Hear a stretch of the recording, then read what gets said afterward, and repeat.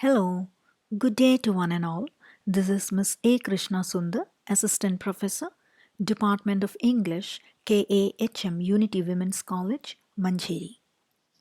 Today we are going to discuss the third part of the chapter titled as Amnesty. We have gone through a brief introduction to the author and a brief background information regarding the chapter. We have also discussed the initial 16 paragraphs. So now here we go with paragraph number 17. So before we start with para 17, I would like to brush up your memory with the details of the previous chapters.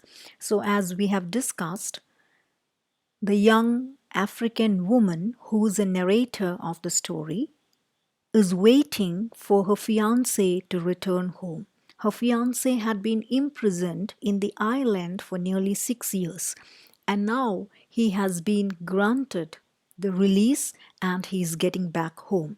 So, till paragraph 16, she was in fact talking about the past.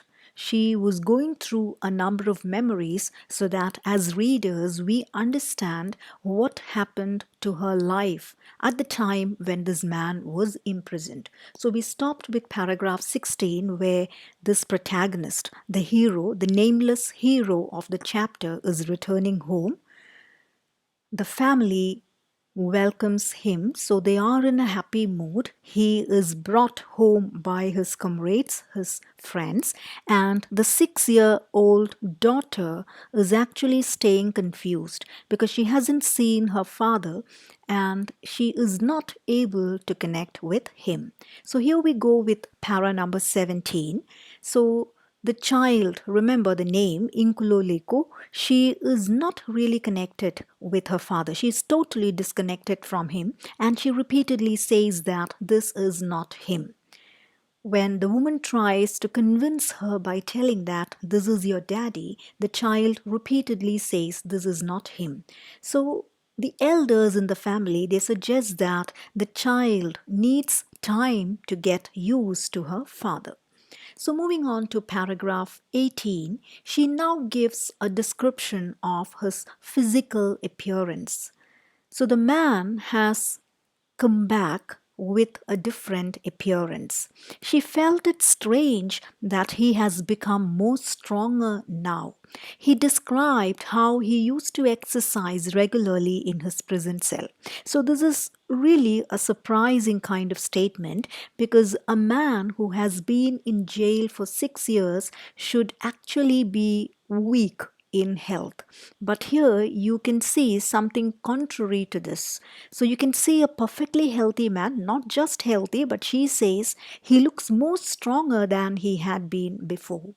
And he gives the reason for this. He says he used to exercise regularly in his prison cell.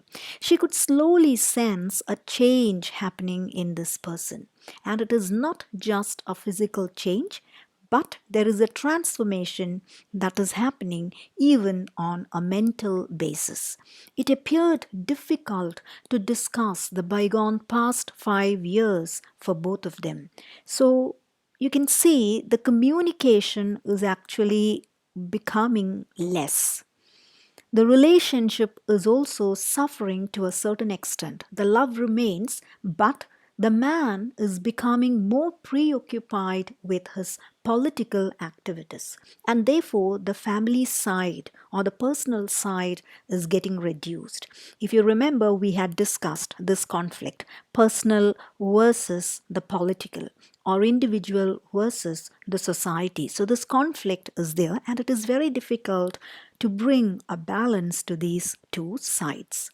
So moving on to the next paragraphs, para 19 and 20.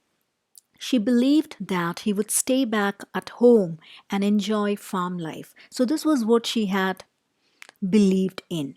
But he kept thinking and went out with his comrades. So we have to understand one thing here, that the man is getting totally involved in the political activities. Sometimes he goes for weeks. So another part of the story here is that this man has no intention to go for a regular work. The lady believes that he would be joining at some place for work, but the man is not planning to join for a regular work. Instead, he goes with his comrades and friends in order to participate in these political activities. He was strongly involved in the movement and protest rallies. He was so involved with gaining back their rights, gaining back their farms, and gaining back their homes. So if you look at these incidents from the perspective of this man, you cannot say that he is wrong, because his fight is not an individual kind of fight. His fight, his protest is actually for the entire cause of the black people living in Africa at that point of time. So now she understands the reasons why they never had a home of their own, because whatever they had, these things were taken up by the whites, the white people. So, this was one reason why the Africans never could enjoy anything, be it education, be it luxury, be it a house. They were not able to enjoy their rights and freedom. So, now the lady too realizes the need or the necessity for these kind of protests and movements. Moving on to para 21, she talks about how many of his comrades came home and how often they had simple discussions based on their culture and traditions. They used to sing songs together and used to enjoy many evenings with tea and beer. Her father was worried if the bow would create trouble. So the bow here is actually the land owner. Now, these landowners again would be whites. So, they would be having the complete control of these African people, and these Africans would be working in these farms, and they would not be given proper wages, they won't be having proper settlements. The entire authority, the entire control was in the hands of these white people. So, her father was worried if the Boer would create trouble if they knew about their connection with the island and the prison, because this kind of a connection with a prison was something which could not be easily accepted among the whites, among the white society. So he was scared whether they would be pushed out of this farm by the bow, in which case it is going to affect them, because their survival itself would be affected if they are pushed out of this farmland. So, moving on to para 22, she now discusses how she heard about many new terms, and these terms actually came up during the political discussions which happened at their home. So, this included the terms like minimum wage, limitation of working hours, right to strike, annual leave, accident compensation, maternity leave, sick leave, pension, etc. Now, if you look at all these terms, you can understand all these are actually the rights of common people or common citizens. But the Africans or these black people were denied of these rights. So it is for these rights that the man, along with his friends, would be protesting. They also talked about the big man and the old man. Now, these are the names who are actually the great leaders who are back from prison. She understands now that she is pregnant again, and she conveys the news to him, and he replies, "He will build the freedom we have fought for." So, this is the textual line. And by saying this, he is getting more and more busy with his political activities. Now, meanwhile, the little girl hasn't had time to get used to this man, but I know she will be proud of him one day. This is what the lady says. Because the child is still totally disconnected with her father. And even when he returns from the prison, he is not having sufficient time or quality time to spend with his daughter because he is busy with his political activities. But the woman is not completely unhappy about this because she knows, she realizes that he is going for a common cause, an essential cause, which is actually winning back the rights for the black people. So, moving on to paragraph number 23, she tries telling her daughter about the great leaders and she tries convincing her about the bigger responsibility her father is into. So, when we read these lines, we understand that this black woman is actually sacrificing her family happiness, allowing her husband to get involved with these political things because she realizes the need for these kind of protests and movements, because only through these movements they would be able to win back their rights and freedom. So, moving on to para 24, now she gives a detailed account of the farmland they are in. So, it's a description of the landscape. The beautiful landscape is described with the cattle, hut, and the mulberry trees. But the sad part is that they have nothing of their own. Even the farm that they are occupying, it belongs to the landowner, who's again a white. So everything belongs to the bow or the landowner. So even the lady is able to understand that they are not having anything at all. And unless they protest, they are not going to get any of their rights. So moving on to para 25, now she sits alone and looks at the sky. She finds different shapes of clouds and one looks like a rat. So she's looking at the clouds and one cloud is taking the shape of a rat. It looks like the grey rat is going to eat the sky. She tries to give a symbolic meaning to her life. So there can be so many interpretations given here. Multiple interpretations are possible. On one side, if you look at it in an optimistic way, it can mean that the protests and movements, these are actually consuming the whole areas in Africa, which means there is hope for a better future. Or on the other hand, if you're going to think about in a negative way, in a pessimistic way, it can mean the other way around, which means the white supremacy is actually taking hold of everything here. So that could be the negative side. Now, apart from that, there is even another interpretation that is possible.